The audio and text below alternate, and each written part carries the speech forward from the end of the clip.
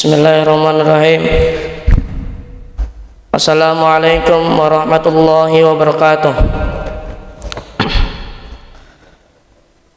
Innal hamdalillah nahmaduhu wa nasta'inuhu wa nastaghfiruh wa na'udzu billahi min shururi anfusina wa min sayyiati a'malina. May yahdihillahu fala mudilla lahu wa may yudlil fala hadiya lahu. Ma sya'allahu kan wa ma lam yasha' lam yakun.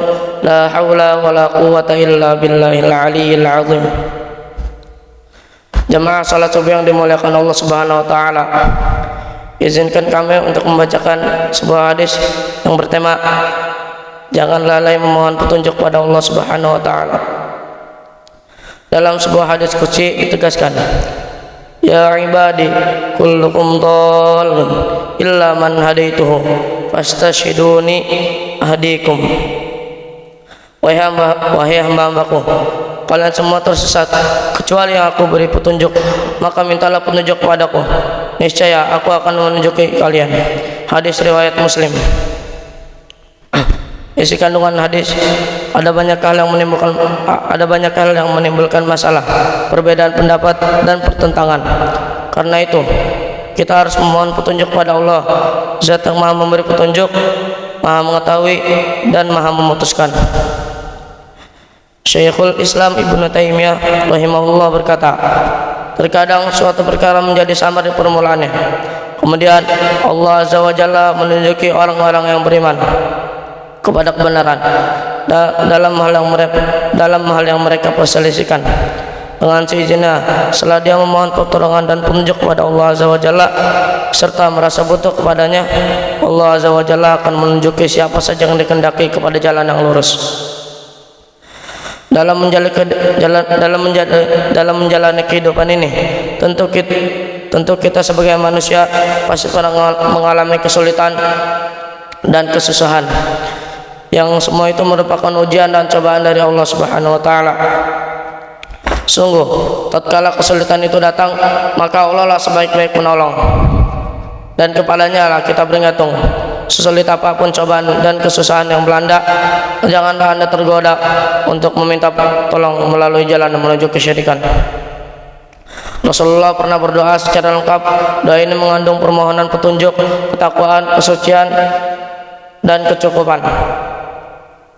An Abdullah bin Mas'udin radhiyallahu anhu anna Nabiyya sallallahu alaihi wasallam kana yad'u fayaqulu Allahumma inni as'alukal huda wat tuqa wal 'afwa wal ghina.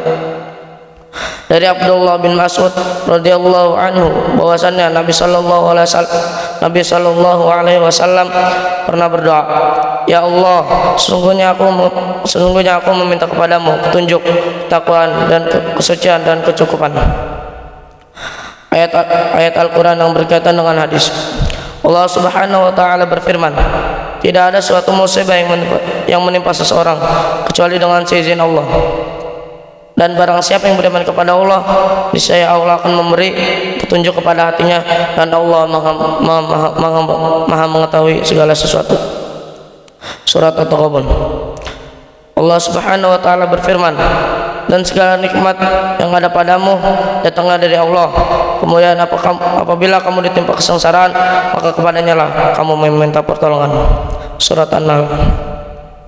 Allah Subhanahu wa taala berfirman, hanya kepada Engkaulah kami menyembah, dan hanya kepada Engkaulah kami memohon pertolongan. Allah Subhanahu wa taala berfirman, dan sesungguhnya ada beberapa orang laki-laki dari kalangan manusia yang meminta perlindungan kepada beberapa laki-laki dari jin, tetapi jin menjadikan mereka manusia bertambah sesat. Surat Al-Jin. Allah Subhanahu wa taala berfirman, dan mereka mengambil sesembahan selain Allah agar mereka mendapat pertolongan. Mereka sesembahan itu tidak dapat menolong mereka, padahal mereka itu menjadi tentara yang disiapkan untuk menjaga sesembahan itu. Surat Yasin. Semoga kita bisa mengambil hikmah dari hadis ini. Sebelum ditutup, alangkah baiknya kita berdoa kepada Allah Subhanahu wa taala. Al-Fatihah.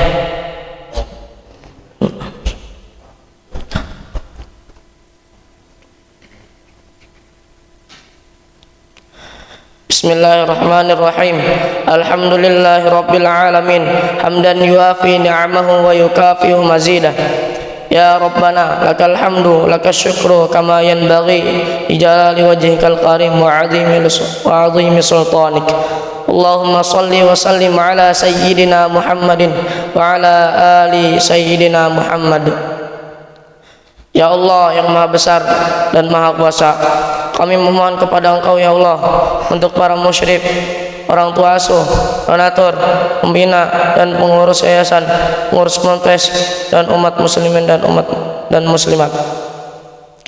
Diampuni dosa-dosanya, dosa besar, dosa kecil disengaja ataupun tidak disengaja. Diberi hidayah agar dapat melaksanakan semua perintah-Mu dan meninggalkan semua larangan-Mu. Diberi kesehatan agar bisa istiqomah dalam melaksanakan ibadah, baik yang wajib maupun yang sunnah. Diberi rezeki yang luas dan berkah agar mau berbagi kepada anak yatim dan duafa dan perjuangan Islam. Diberi kemampuan bisa bersabar jika menerima musibah dan pandai mensyukuri nikmat. Diberi keturunan yang qurratu a'yun, keturunan yang saleh dan salihah. Rabbana atina fid dunya hasanah wa fil akhirati hasanah wa qina adzabannar. Subhana rabbika rabbil izzati amma yasifun wa salamun alal mursalin walhamdulillahi rabbil alamin. Assalamualaikum warahmatullahi wabarakatuh.